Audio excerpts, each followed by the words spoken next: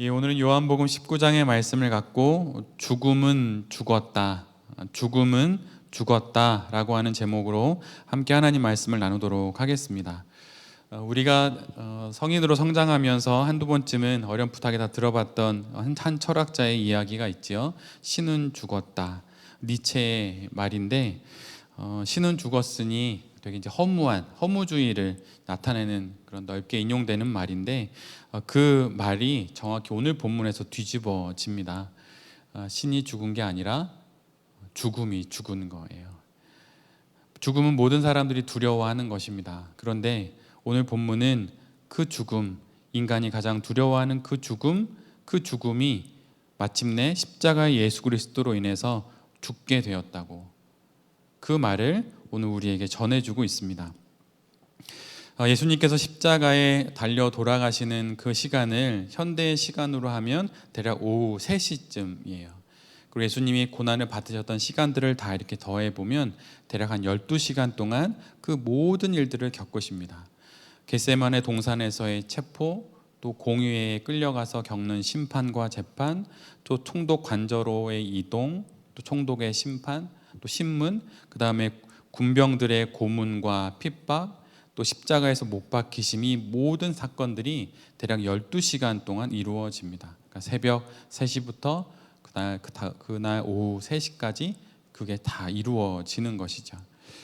그리고 예수님은 마치 이 모든 일을 그런데 겪어내실 때 마치 엄청난 일을 겪어내시면서 그 가운데 고통을 말하시기보다는 마치 급류처럼 흘러오는 이 많은 일들 가운데 어떠한 하나의 저항도 없이 이 모든 것들을 그냥 받아들이시면서 이 모든 일들을 지나가세요. 그래서 십자가에서 예수님께서 7개의 말씀, 가상칠언의 말씀을 하시고 끝내는 돌아가시게 되지요. 그런데 십자가에서 예수님이 겪으시는 그 가장 큰 고통이 무엇일까요? 사실 그것은 하나님과의 깊은 단절이에요.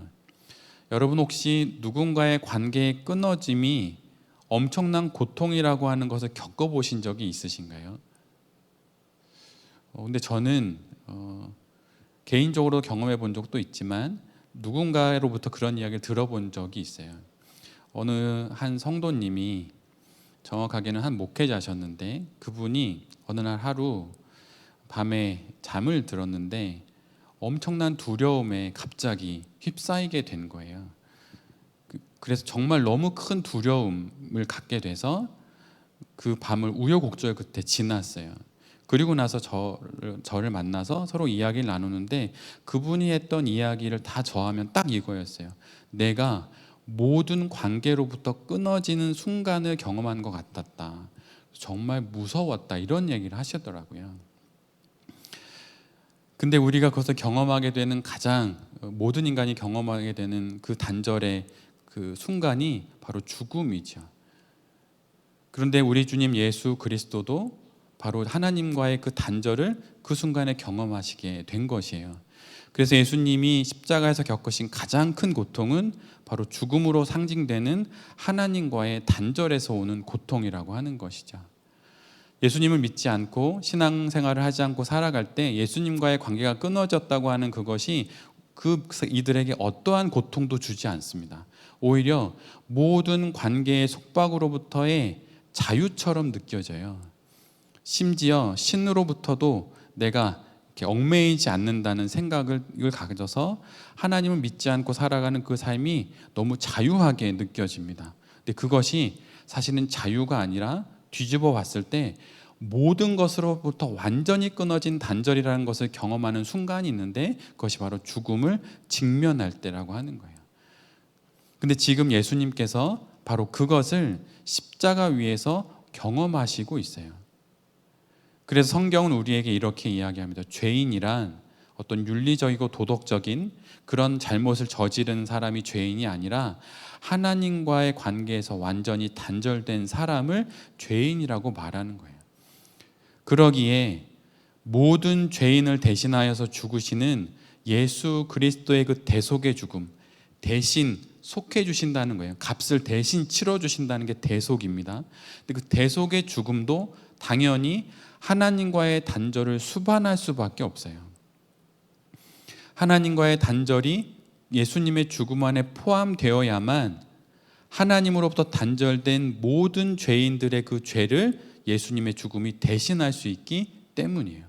그런데 이것이 예수님께는 가장 큰 고통이었습니다. 예수님의 죽음은 우리의 죽음을 대신하여 바로 이런 하나님과의 단절을 겪어내셔야만 했던 그런 죽음이에요. 우리 죄의 완전한 대속, 단 하나도 빼놓지 않는 완전한 대속을 위해 예수님은 죄의 결과인 하나님과의 단절을 당신의 죽음에 모두 포함시키심으로 십자가에 돌아가셨어요. 그러기에 그 죽음 앞에서 예수님은 너무나도 고통스러워 하셨던 것이죠. 그런데 그 모든 고통을 온전히 하나도 빼놓지 않고 당신의 죽음에 다 담아내셨습니다. 그러기 위해서 쓸개를 탄 포도주, 당시에는 그것이 마취제였는데 그 마취제를 거절하시면서 인간의 모든 고통을 온전히 하나도 빼놓지 않고 당신의 죽음에 담아내신 거예요. 이것이 바로 우리가 알고 있는 십자가 위에서의 예수 그리스도의 죽음입니다. 그 죽음은 모든 인간이 겪는 가장 큰 고통인 하나님과의 그 단절을 포함하는 죽음이면서 동시에 그 죽음은 우리에게 이것도 말하는 거예요. 모든 인간이 겪는 가장 큰 고통은 그 어떤 고통이 아니라 하나님과의 단절이 가장 큰 고통이라고 하는 사실을 우리 모두에게 상기시켜주고 있습니다. 돈이 없는 게 고통이 아니고, 관계가 어려운 게 고통이 아니고, 나의 지금 겪고 있는 여러 어려움이 고통은 고통이지만 그게 진짜 고통이 아니라 더 큰 근원적인 고통이 있는데, 그것은 하나님과의 관계의 단절, 그것이 가장 큰 고통이라고 하는 것을 우리 모두에게 십자가의 예수 그리스도는 우리에게 보여주시고 있어요. 그러시면서 정확히 우리를 그 반대 지점으로 이끄시는데, 우리가 가지게 되는 가장 큰 기쁨은 그래서 반대로 하나님과의 연결되어짐, 그것이 바로 모든 인간이 누리는 가장 큰 기쁨이라고 하는 것을 바로 우리에게 증거해주고 있는 것입니다. 그런데 바로 십자가의 예수 그리스도의 그 죽음, 또 그것을 우리의 믿음으로 받아들이면 바로 그 가장 큰 기쁨으로 우리 모두가 나아갈 수 있는 길이 열려지게 된 것이에요. 예수 그리스도의 죽으심으로 말미암아 이 길이 열려진 것입니다. 그래서 예수님의 그 죽음이 단순히 어떤 슬픔과 고통, 괴로움 이런 것이 아니라 그것을 통해서 모든 인류가 겪는 가장 큰 고통은 저 십자가의 예수 그리스도가 겪으시는 바로 하나님과의 단절이구나 라고 하는 것을 알므로 말미암아 이 땅에 보내신 유일한 구원자이신 예수 그리스도를 믿음으로 말미암아 십자가 그 뒤에 드리워진 그 십자가의 그림자 속에서 피어나는 그 부활의 빛을 봄으로 말미암아 우리가 하나님과 연결되는 것이 우리의 가장 큰 기쁨이라고 하는 것을 우리 모두가 아는 것이죠. 그래서 이것을 우리가 복음으로 전하는 거예요. 누군가에게 전도를 못하는 궁극적인 이유가 무엇일까요? 그것은 십자가의 예수 그리스도의 그 죽으심이 나에게 있어서 기쁨이 되지 않기 때문이에요. 달리 말하면 하나님과의 단절이 나의 가장 큰 고통이고 하나님과의 연결이 나의 가장 큰 기쁨이라는 것을 내가 정말 깊이 느끼지 않기에, 못하기에 전도를 진심으로 할 수가 어렵게 되는 겁니다. 정말 그게 나에게 큰 기쁨이라면 그것을 전할 수 있게 되죠. 어떤 고통에서 벗어나서 내가 몸의 질병이 나았다고 하면 그거를 권해주지요. 그것처럼 나의 가장 큰 고통이었던 그 죽음이 십자가의 예수 그리스도로 인해서 그것이 기쁨으로 변하는 그것을 내가 경험했다면 그것을 전할 수밖에 없는 거예요. 그래서 우리 모두가 예수 그리스도의 그 죽으심이 인간의 가장 큰 고통인 하나님과의 단절이라고 하는 것을 우리에게 상기시키고 동시에 우리의 가장 큰 기쁨이 하나님과의 연결이라는 사실을 증거하고 있다는 것을 우리 모두가 알 때 죽음이 죽었다는 사실, 죽음이 끝났다는 사실, 죽음이 더 이상 나의 두려움이 되지 않는다는 사실을 우리 모두가 알게 되는 거예요. 그리고 죽음이라고 하는 것은 부활로 이어지는 문에 지나지 않다는 것을 우리 모두가 고백하게 되는 것입니다. 예수님의 죽음은 그래서 우리의 모든 것, 우리의 전부를 담아내신 죽음이에요. 죽음보다 더 무섭고 죽음보다 더 깊은 고통은 없습니다. 그러기에 우리가 겪었던 모든 것들, 우리가 겪고 있는 모든 것들, 앞으로 겪게 될 그 모든 것들을 다 담아내신 것이 예수 그리스도의 죽음이라고 하는 사실을 알 때 우리가 그것을 통하여서 그 죽음, 예수 그리스도의 십자가의 죽음 이후에 예수 그리스도의 부활을 우리가 봄으로 말미암아 우리가 겪고 있는 모든 것들을 다 잘 지나갈 수 있게 된다고 하는 거예요. 예수님의 그 죽음에 우리의 모든 것이 담겨 있기에 우리가 어떤 상황에 있든 그 곁에 예수님이 계신 거예요. 죽음 그 순간에도 예수 그리스도가 우리와 함께 하신다는 사실을 십자가를 통해서 알 수 있습니다. 제가 장례를 집례하거나 아니면 임종에 앞두신 분들에게 마지막까지 하는 이야기는, 그리고 하는 거는 그분의 귀에다 대고 말씀을 하는 거예요. 예수님을 믿으시니 걱정하지 마시고 이 죽음의 문을 잘 지나가시라고. 눈 보이지 않고 사지를 움직일 수 없지만 그 청각은 끝까지 살아남으시기에 마지막까지 그렇게 복음의 말씀을, 기쁨의 또 따뜻한 복음의 말씀을 그분에게 전해드립니다. 근데 어느 집사님이, 제가 돌베교에 온 이후에 저를 찾아오셨던 집사님이 계신데 아버님이 소천하셨는데 제가 그렇게 해드렸었어요. 그랬더니 그분이 오셔서 그 집사님이 저에게 다른 거 다 모르겠고 가장 마지막까지 남아있던, 당신의 마음속에 남아있는 그 장례식의 모습 가운데 목사님이 그 아버님의 귀에다 대고 그렇게 말씀해 주셨던 그 날들이 가장 크게 기억된다고 말씀하시더라고요. 그것을 통해서 우리가 죽음을 넘어 부활을 소망할 수 있고 천국에 나아갈 수 있기 때문이에요. 제가 그 마음으로 그렇게 어려움 가운데 계신 분들을 만나는 것이죠. 예수님의 죽음이 우리의 죽음이기에 예수님의 부활도 곧 우리의 부활이 됩니다. 이를 증거하는 것이 바로 십자가 위에 예수 그리스도의 죽음이에요. 죽음은 결코 두려운 것이 아닙니다. 죽음은 부활의 전제 조건이에요. 죽음이 없으면 부활도 없습니다. 죽은 자만이 부활할 수 있는 거예요. 그래서 소위 믿음의 선인들이 이런 이야기를 해요. 한 번 죽으면, 한 번 태어나면 두 번 죽고, 두 번 태어나면 한 번 죽는다, 이런 이야기를 해요. 이 말은 육신으로 한 번 태어나면 육신으로 한 번 죽고 하나님의 심판 앞에서 영원한 형벌인 영혼의 죽음을 겪는다는 거예요. 한 번 태어나 두 번의 죽음을 경험하는 거죠. 그런데 성도는 육신으로 한 번 태어나서 예수 그리스도를 믿음으로 중생하여 다시 한 번 태어남으로 육신의 죽음으로 한 번 죽고 영원한 생명을 사는 거죠. 그래서 한 번 태어난 자는 두 번 죽고 두 번 태어난 자는 한 번 죽는다는 그 믿음의 선인들의 말이 생긴 거예요. 그러기에 두 번 살고 영원히 사는, 두 번 태어나고 영원히 사는 우리에게 죽음은 결코 두려운 것이 아닙니다. 그분의 죽음이 나의 죽음이 되었듯 그분의 부활이 나의 부활이 되는 거예요. 이것을 십자가 위에서의 죽음으로 예수님 우리에게 증명하시고 있는 것입니다. 세상 사람들이 보기에 죽음 그것으로 끝이죠. 그래서 죽음 그게 끝이니 신은 죽었다라고까지 말할 수 있는 거예요.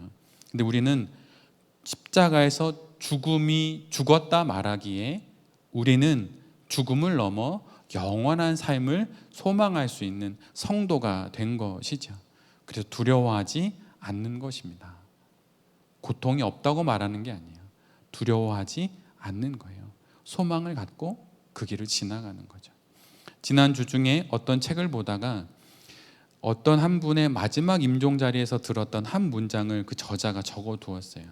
근데 그 문장은 제게 되게 은혜가 됐는데, 성공회대 교수였던 분이 돌아가셨는데 그 교수님의 마지막 임종 자리에서 그분을 되게 존경하던 어떤 사람이 그분의 소천하신다는 상황을 듣고 가서 마지막 임종의 자리 이야기를 나누는 거예요. 근데 너무 슬퍼서 이분이 막 울었어요. 근데 그때 그 누워 계셨던 그 분이 자신에게 온 그 교수에게 이렇게 얘기를 한 거예요. 울지 마세요. 울지 마세요. 나중에 다시 만나면 돼요. 울지 마세요. 울지 마세요. 나중에 다시 만나면 돼요. 너무나도 평온하게, 마치 오늘 만나서 맛있는 저녁을 먹고 우리 내일 또 만나 이렇게 말하듯이, 그렇게 마지막 인사를 그 침상에 누워있는 그 질병 가진 그 노 교수가 그렇게 말했다는 거예요. 누가 죽음 앞에서 이렇게 말할 수 있습니까? 죽음이 십자가 위에서 죽었다고 하는 사실을 아는 사람만이 바로 이런 말을 할 수 있는 거예요. 십자가의 예수 그리스도로 인해 예수 그리스도를 믿는 성도에게 죽음은 이미 죽은 것입니다. 이미 끝난 것이에요. 부활, 그걸 소망하면서 죽은 그 자리에서부터 우리가 부활을 바라보고 우리가 우리의 삶을 살아가는 것이죠.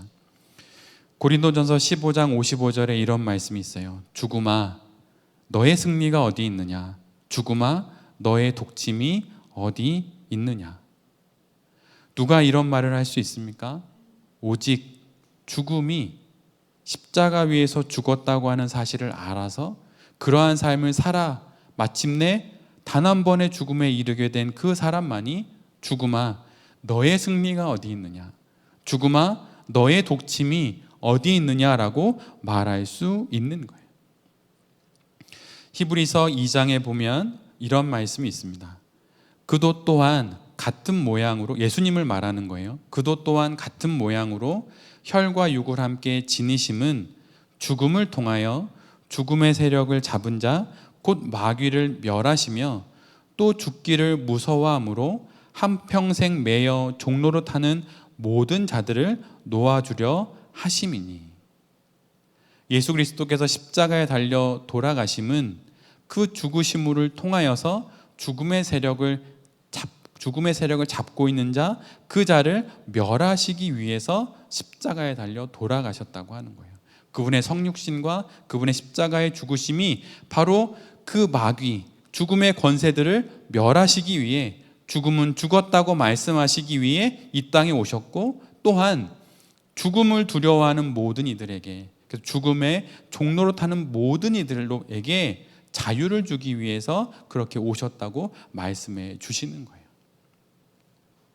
그러기에 십자가 위에 예수 그리스도의 그 죽으심과 그분의 부활, 이것이 복음인데, 그 복음이 있어야 죽음에 매이지 않는 것입니다. 그런데 복음이 없으면 죽음에 매여 살다 결국 복음 없이 죽게 되는 것이죠. 죽음은 십자가의 예수 그리스도의 그 죽으심으로 말미암아 죽게 되었습니다. 그리고 더 구체적으로는 그 죽음이 부활로 이어지는 죽음이었기 때문에 죽음이 죽은 거예요. 죽음이 그냥 예수님의 죽으심으로만 딱 끝나고 만약 부활이 없었다면 그 죽음은 결코 죽지 않았을 거죠. 그런데 부활로 이어지는 죽음이었기 때문에 우리의 모든 죽음이 결국은 끝나게 된 것이에요. 우리가 신앙생활하면서 우리가 이해해야 되는 여러 신앙적인 내용들이 있는데, 그 내용들을 특별히 이해할 때 좋은 방법 중에 하나는 시간적인 전개 순서와 의미적인 순서가 다르다고 하는 사실을 알 때 복음을 이해하거나 신앙의 여러 요소들을 이해할 때 도움이 많이 됩니다. 예를 들면 이런 거예요. 우리 모두가 읽고 있는 모든 복음서는 사실은 예수 그리스도의 죽으심과 그분의 부활 이후의 지점에 부활하신 예수님을 만나고 나서 도대체 이분은 어떤 분이시기에 부활하셨나라는 것을 제자들이 예수님을 처음 만났을 때 그 지점으로 돌아가서 거기서부터 다시 나열한 거예요. 그래서 복음서는 우리가 1장부터 읽을 땐 예수님의 탄생, 이 땅의 성육신, 그것으로부터 예수님의 성장, 그러다가 복음 공생의 시작, 3년 이후에 십자가의 죽으심, 부활 이렇게 끝나지만 실은 그 의미적인 순서는 예수님의 부활을 경험한 사도들이 그 부활을 경험하고 나서 복음서의 맨 앞으로 돌아가서 그거를 기록한 거예요. 시간 순서는 예수님의 탄생부터 죽으심이지만 의미적인 순서는 부활을 알고 나서 그분의 탄생은 뭐였고 그분의 성장은 뭐였고 그분의 공생의 그 수많은 일들은 뭐였지라고 하는 것을 역으로 알게 된 거예요. 근데 여러분, 신앙생활에서 이것이 매우 유의미하게 우리에게 다가옵니다. 그래서 부활이 죽음보다 더 중요한 의미를 우리에게 가져요. 부활을 알고 죽음을 보면 그 죽음이 내게 결코 두려워하지 않아야 할 것이라는 걸 알게 되고, 죽음이 그런 걸 알게 되면 지금 내가 겪고 있는 이 일이 아무것도 아닐 수 있다는 것도 알게 되는 거예요. 그리고 과거에 겪었던 그 어떤 일도 그래, 지금 이때를 위한 하나님의 일일 수 있겠다라고 받아들일 수 있어요. 그래서 시간 순서는 과거를 지나 현재를 거쳐 미래로 우리의 신앙생활은 이어지지만 신앙생활의 의미적인 이해는 미래로부터 거꾸로 돌아가서 이해하는 거예요. 우리는 부활될 성도들이다라는 것을 알고 거기서부터 지금의 일을 겪는 거예요. 왜 내게 이런 일이 온 거지? 하나님이 나에게 지금 고통을 주시나? 그런 게 아니에요. 이 일의 결국을 알기에 이것을 전혀 다르게 보는 것입니다. 성경에 가장 고통으로 가득 찬 성경책은 욥기이지요. 근데 여러분, 욥기를 1장부터 읽어나가면 읽기가 매우 어렵습니다. 왜 그러냐면 1장부터 마지막 42장까지 그 긴 세월 37장까지가 다 고통의 이야기이기 때문이에요. 읽다가 지칩니다. 언제까지 이 고통을 겪으라는 거야? 라고 말하며 책을 덮게 돼요. 그런데 욥기 42장부터 거꾸로 읽으면 전혀 다른 맥락으로 욥기를 읽어나가기 시작합니다. 부활의 빛으로 우리의 현재 겪고 있는 일들을 보면 달리 읽히듯이 전혀 다르게 읽혀요. 가끔 저도 책을 읽을 때 거꾸로 책을 읽는다고 말씀을 드렸는데, 결론으로부터 본론을 지나 서론으로 가면 그 책의 맥락을 놓치지 않고 읽어나가기에 정확하게 그 저자의 의도를 갖고 그 책을 온전히 이해할 수 있습니다. 근데 앞에서부터 읽으면 저자의 의도를 모르기 때문에 이건가 저건가 헷갈리죠. 근데 끝에서 결론으로부터 시작하면 지금 내가 읽고 있는 이 본론 부분의 이야기가 이 결론을 위해서 이 일이 온 거구나, 이렇게 말하는 거구나라는 것을 알게 되는 거예요. 마찬가지로 지금 내가 겪고 있는 어떤 고난과 시련들이 있다면 그것을 지금의 시선으로 바라보거나 과거의 어떤 일로 바라보면 과거에 그것이 원인이 돼서 내가 지금 이것을 겪고 있다고 생각해요. 근데 그게 아니라 결론으로부터 이것을 되짚어서 지금 이거를 보면 이것이 전혀 다른 시선으로 우리 모두가 볼 수 있게 됩니다. 마치 영화를 거꾸로 돌려보듯이 결말을 알고 나의 인생을 보게 되니 편안하게 이 인생들을 지나갈 수 있게 되는 거죠. 맥락을 놓치지 않기에 그렇게 되는 것입니다. 그래서 만약 여러분이 신앙 여정에 성경 읽는 게 무료하다면 요한계시록부터 시작해서 거꾸로 한번 읽어보세요. 창세기까지 역으로 읽어나가다 보면 재림하실 주님에 대한 기대와 소망, 그분의 약속으로부터 역으로 읽어나가면 모든 믿음의 선인들이 겪었던 모든 일들이, 그 신앙의 여정들이 결국은 부활하신 예수 그리스도를 만나기 위한 하나의 과정이요, 또한 그 과정에서 거두는 우리의 모든 일들이 결국은 신자의 영광이요 희망이라고 하는 것을 결국은 알아가게 됩니다. 이것이 바로 우리가 죽음과 고난, 시련과 아픔, 또 이해할 수 없는 일들 앞에서 우리가 가져야 할 태도라고 말할 수 있어요.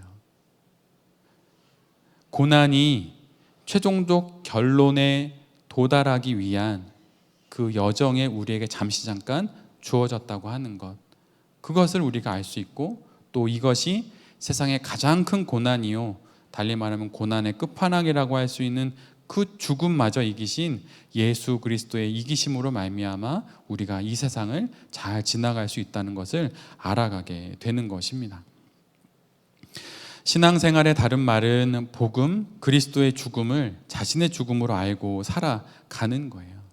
사도 바울은 고린도후서 4장 4절로 11절에 이런 말씀을 기록해 놓고 있습니다. 좀 뒷부분만 읽어드리면, 박해를 받아도 버림받지 아니하며 거꾸러뜨림을 당하여도 망하지 아니하고, 우리가 항상 예수의 죽음을 몸에 짊어짐은 예수의 생명이 또한 우리 몸에 나타나게 하려 함이라.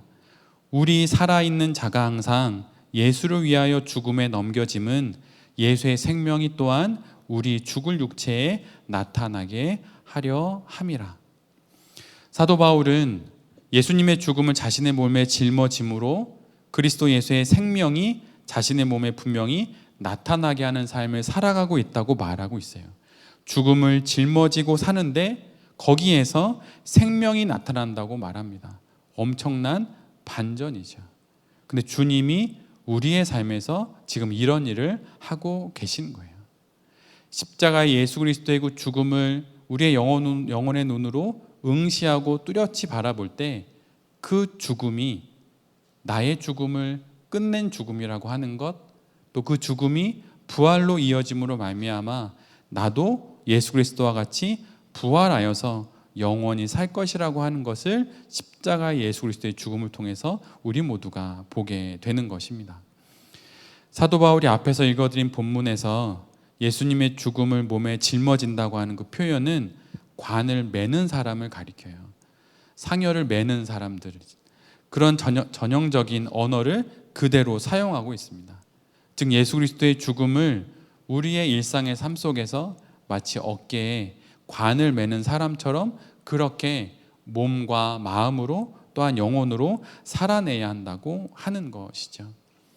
우리가 수많은 설교를 들어도 그 설교가 잠시 잠깐 귀에서 들려오는 한두 문장의 어떤 은혜로 끝나는 이유가 무엇일까요? 그것은 십자가의 예수 그리스도를 눈으로 바라볼 뿐 내가 져야 할 십자가를 지지 않기 때문이에요. 사도 바울의 고백처럼 그리스도의 죽으심을 내가 짊어지지 않기 때문입니다. 신앙은 공부가 아니에요. 공부가 필요하지만 그 이상입니다. 신앙은 우리의 몸으로 예수 그리스도의 말씀을 살아내고 하나님의 그 말씀을 우리의 몸으로 살아내므로 우리의 삶이 말씀이 되는 것까지, 그것이 바로 우리의 신앙 생활이에요. 신앙이 제자 훈련으로 다 되는 것은 아니지만, 제자 훈련 없는 신앙이 없다고 말씀을 드렸는데, 이와 동일하게 신앙이 몸으로 다 되는 것은 아니지만 몸이 없는 신앙생활은 없는 법입니다. 그래서 그렇게 몸으로 신앙을 살아낼 때 십자가에서 예수 그리스도께서 모든 죽음을 끝내셨다는 것을 알게 되고, 그것이 인격적인 변화로, 정서의 변화로, 그리고 내 삶에 다가오는 수많은 사연과 사건 속에서의 내 자신의 반응의 변화로 이 땅에 나타나게 되는 것이죠. 그러기에 몸으로 십자가를 지고 예수 그리스도의 죽음을 짊어지고 살아가는 그 신앙이 있을 때만이 그 신앙이 참된 신앙일 수 있는 것입니다. 오늘 우리는 예수 그리스도의 십자가의 죽으심을 보면서 그 죽으심이 우리가 그토록 두려워하는 죽음을 끝낸 그 죽음이라고 하는 것을 우리 모두가 기억해야 할 것이에요. 그리고 그 죽음이 죽음으로만 끝나는 것이 아니라 부활로 이어진다고 하는 것, 그리고 그 부활마저 우리의 부활이 된다는 것을 아는 우리 모두가 되기를 바랍니다. 그리고 그 부활의 시선으로 지금 내가 겪고 있는 내 삶의 여러 고통들도 부활의 빛 아래에서 바라봄으로 전혀 다르게 해석하여서 이 땅의 삶을 예수님과 더불어 잘 살아가게 되는 우리 모두가 될 수 있기를 간절히 기도드립니다. 아멘.